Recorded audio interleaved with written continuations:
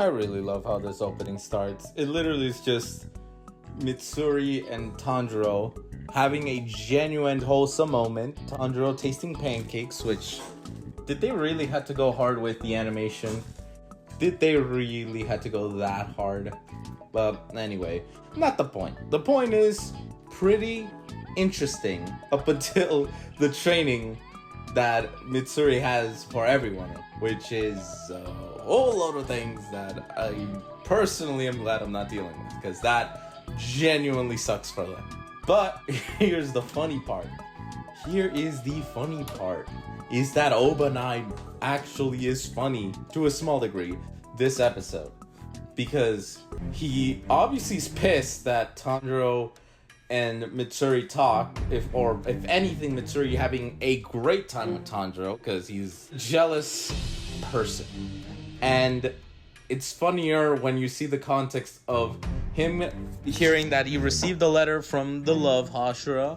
He immediately bolts it to want to read it, and it's just all about Tanjiro, which is fucking hilarious because it turns into the most comical thing ever.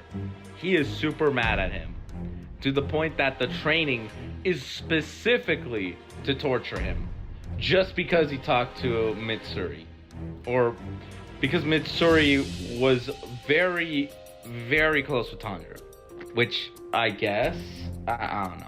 It's just interesting the way that they kind of portrayed this training in the anime, as well as having the other members. Like, it sucks for Tanjiro because logistic wise, he has to swing and be able to beat Obanai, while at the same time he needs to be careful.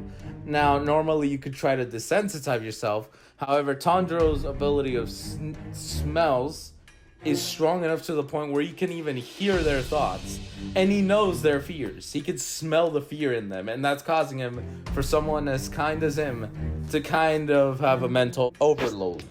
So, unfortunately for him, he's just dealing with it. The other Demon Slayers are there, they're supporting Tanjiro, and it sucks for them when they have to take a bath. Those injuries in a hot water doesn't mix well.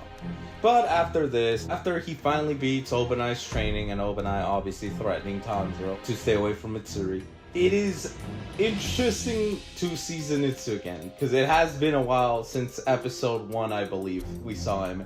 And the dude is looking like he's having Vietnam flashbacks. Because, yeah, Sanemi's training is just him beating everyone up. It's just interesting that Inosuke's not in this portion. He managed to pass it somehow.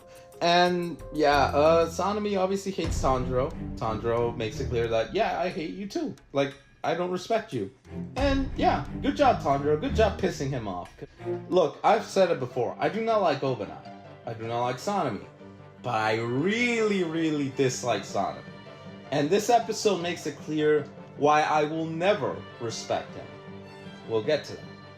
But yes, we have Tanjiro obviously aware that Sanemi's training is already brutal. And Zenitsu obviously tried to escape. He got knocked out because Sanemi found him and obviously gave him a choice. And I mean, what else was going to happen? But getting brought back to that obviously pissed the ever-living hell out of him off, which is justified. But Tanjiro notes that, yeah, Sanemi's immediate strength is directed towards him. But the thing I disliked more about Sanemi was his interaction with Genya. Yeah, I know why. He doesn't want his little brother to be involved in all of this.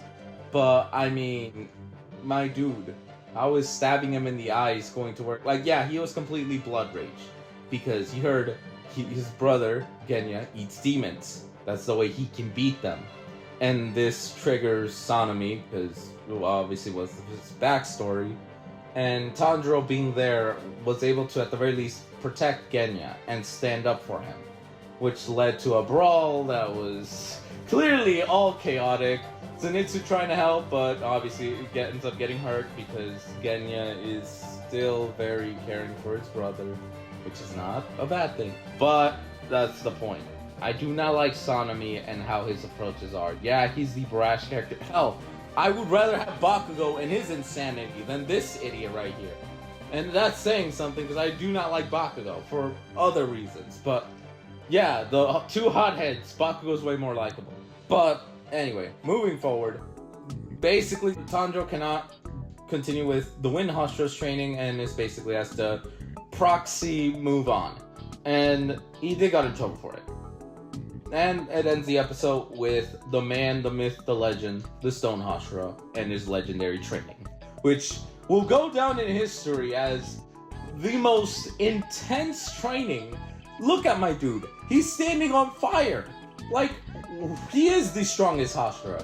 There's no doubt about that.